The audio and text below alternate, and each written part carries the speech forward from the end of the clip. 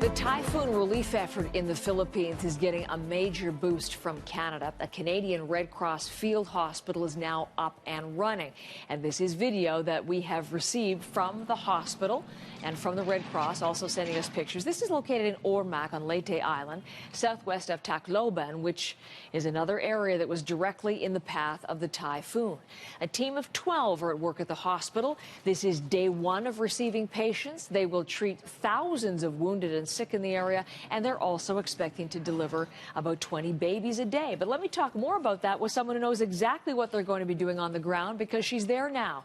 Her name is Dr. Danielle Perrault, and she is originally from the Montreal area, but she works up in the far north of Quebec right now. She's, though, on the phone from Ormac. Dr. Perrault, good morning to you. Good morning. It's difficult to say good morning because it's night, of course.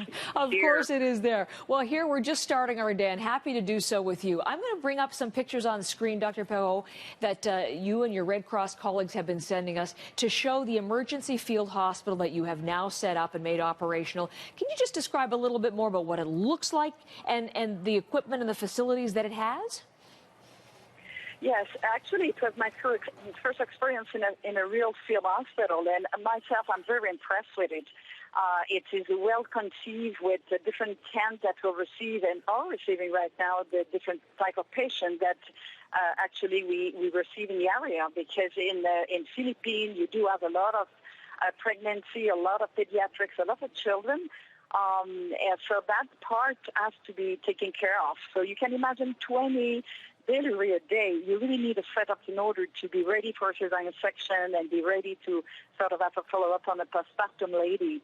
So it is different type of tented with different equipment that permits us to treat the patient in for surgery itself, not that intensive care unit after, but at least a post-surgical observation, and the ward of the woman and the mother and the children. Okay, isn't that interesting? They're just tents, but very glorified tents with, as you say, operating facilities and wards and places to deal with maternity and neonatal units and things of that nature. So you've begun to see patients just today. This is day one, Dr. Perrault. What have you seen thus far? Well, you know what, before I left, I was sort of expecting, of course, different consequences, traumatic consequences of the cyclone itself. What we start to see, which is pretty impressive, because that's something that we will not see in the emergency room in an hospital in Montreal, Toronto, is a tetanus, because that is a little bacteria on the ground. And if you're not sufficiently covered with the vaccination that you receive on the younger age, at 30, 40, 50 years of age, you easily could be affected by tetanus.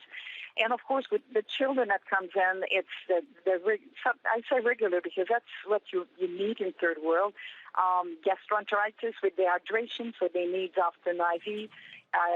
Lungs infection and fever that is been investigated here, because you have to see that it is a joint venture with the hospital that was destroyed with the cyclone, where there's a lot of the rooms, operating theater that was destroyed, but they do keep a little lab, so that's helped in the diagnosis purpose.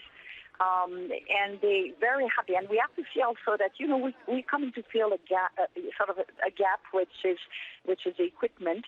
But yes, you do have local doctors that were living in Tacloban, and they sort of were absent from the hospital because they couldn't work anyway in a very limited area. Yes. So they are coming back, and they are taking the work they're doing. So we have the obstetrician, we have the pediatrics, and we do have the surgeon and the anesthetist, a fantastic team of local doctors, Filipino doctors that we're sort of working with. So terrific. It's a whole new team working together there and treating that whole range of conditions and illnesses. I'm wondering, when you talk about, as you did, the local hospital, it was all but destroyed when the typhoon hit.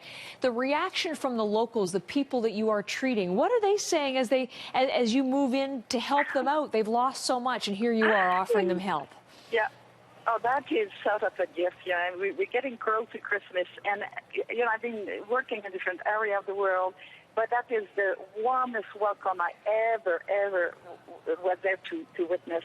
I mean, everybody say all the eyes of the town is turning towards you, and they are extremely impressed. And inside of 48 hours, we're able to build up something. And, people say there's really corruption in all over different countries, and they are very affected by that. And they say, gee, when we can put, the energy at the right place, we're able to build up something. And that sort of made them extremely welcoming. And they say, all over, we walk on the street and they will knock the horn and say, thank you, thank you. So they appreciate a lot, and I really tell you that it is extremely impressive, and it's overwhelmed. That is incredible. So all the sweat and the non-sleep and the mud and the rain, and it's hardship and it's warm, but it doesn't matter at all. It's sort of, you do have the smile that is sort of is our salary, part of it. That's such a nice way of putting it. It's your salary. Listen, I'm going to leave it on that up note because it's so nice in the midst of so much loss and such devastation. Canadians bringing a measure of hope and of restoration to the people there. Dr. Perreault, thank you. We'll keep in touch. You're just getting underway with seeing patients. We'll follow along as you begin to help restore the health of the people there in Ormac. Thank you so much. Have a good day. Thank you. You too.